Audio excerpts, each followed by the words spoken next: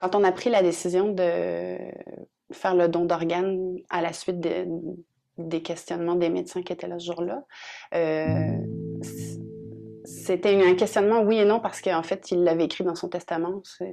On l'a découvert à ce moment-là. Donc, quand on a pris cette décision-là en famille, c'était un peu...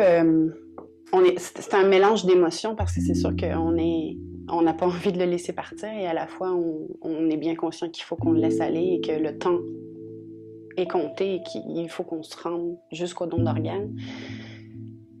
Puis toute l'émotion, c'est comme un mélange, une boule d'émotions finalement. Puis quand on se rend là et qu'on se rend compte, et aujourd'hui j'ai eu la chance de rencontrer en plus des receveurs d'organes. Pour moi, ça c'est le plus beau cadeau que j'ai pu avoir ce matin, de rencontrer ces visages, ces personnes qui ont eu la chance de recevoir un organe. Parce que nous, on a laissé partir quelqu'un, on l'a laissé partir au complet en faisant le don de soi, en faisant son don d'organes. C'était une partie qui nous ramenait un peu à la vie parce qu'on se disait en même temps, ben il s'en va, mais il va améliorer ou même sauver la vie de quelqu'un ou de plusieurs personnes même.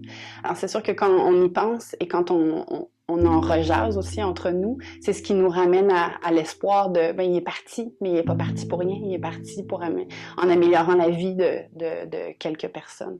Et c'est sûr que pour nous, ça nous a aidé à faire notre deuil, ça nous a aidé à le laisser partir, ça nous a aidé à être plus en paix avec ça. De voir ce matin ces personnes, cette petite fille, cette jeune fille, qui sont pleines de vie, c'est comme le plus beau cadeau que j'ai pu recevoir ce matin, là, de mettre des visages sur les personnes qui ont pu recevoir ces organes.